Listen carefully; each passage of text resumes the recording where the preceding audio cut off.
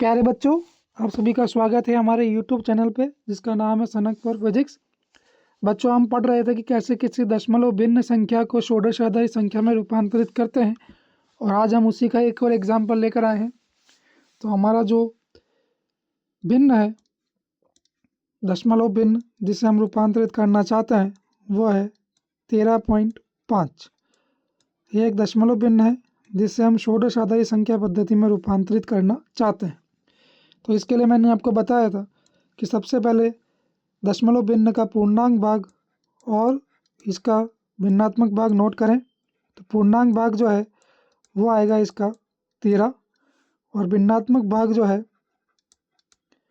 वो आएगा इसका 0.5। भिन्नात्मक भाग है 0.5।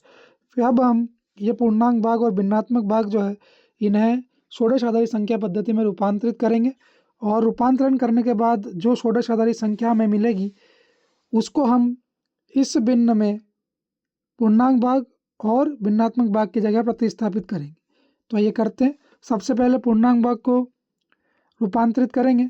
तो आपको पता है कि 13 दशमलव संख्या है जिसे षोडश आधारी संख्या पद्धति में लिखा जाता है d। इसे हम लिखते हैं d, ठीक है। और भिन्नात्मक भाग को कैसे रूपांतरित करना है ये मैं आपको पिछले लेक्चर में बताया था, तो उसी प्रोसेस को फिर से करेंगे। भिन्नात्मक भाग जो है आपका वो है 0.5। तो सबसे पहले भिन्नात्मक भाग को 16 से गुणा करेंगे। जो परिणाम आएगा उसे नोट करेंगे। परिणाम हमें पाएगा 8.00।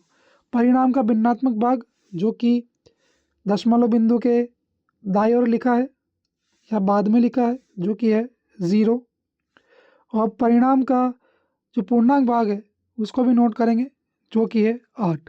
अब परिणाम के पूर्णांक भाग को षोडश आधारी संख्या में रूपांतरित करेंगे। तो 8 जो कि एक दशमलव संख्या है, इसे षोडश आधारी संख्या में जब रूपांतरित करते हैं तो इसे 8 ही लिखा जाता है।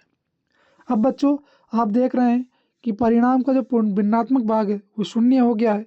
तो जब परिणाम का भिन्नात्मक भाग शून्य हो जाए तो प्रक्रिया रोक देनी है, यानी आगे अब इसको आप 16 से गुणा नहीं करेंगे, क्योंकि 0 को कितनी भी बार 16 से गुणा करो हमें परिणाम शून्य ही मिलता है। तो यहाँ पे आप अपनी प्रक्रिया को रोक देंगे।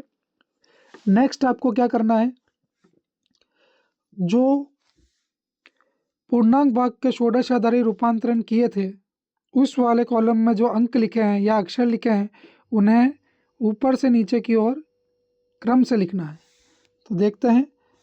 आप सबसे पहले एक बिंदु लगाएंगे और फिर आप इन अंकों को लिखना शुरू करेंगे। तो यहाँ पर एक ही अंक है तो हम इसी को लिखेंगे 0.8।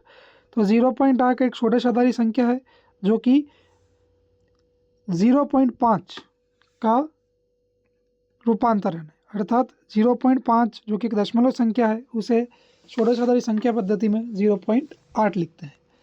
तो बच्चों, हमारा पूर्णांक भाग का रूपांतरण डी था और भिन्नात्मक भाग का रूपांतरण जो आया है वो आया है 0.8। अब बच्चों, जो भिन्न आपको दिया था जो कि था 13.5, इस भिन्न में इनके पूर्णांक भाग और भिन्नात्मक भाग की जगह इसके षोडश आधारी रूपांतरण लिखेंगे। तो 13 की जगह लिखेंगे d और 0.5 की जगह लिखेंगे 0.8। तो ऐसा करने के बाद जो संख्या आपको प्राप्त होगी वो आपका फाइनल आंसर है, अर्थात 13.5 का रूपांतरण होगा d.8। अब बच्चों, भिन्नात्मक भाग को कैसे रूपांतरित करना है ये प्रोसेस पूरी मैंने यहाँ लिखी है। इसे आप अच्छे से नोट कर लें, और जितनी आप इसकी प्रैक्टिस करेंगे उतना आपको अच्छे से समझ में आएगा, उतना अच्छे से आप इसको हल कर पाएंगे। तो इसे पॉज करके नोट कर लीजिए। अब हम मिलेंगे अगले लेक्चर में। Thank you.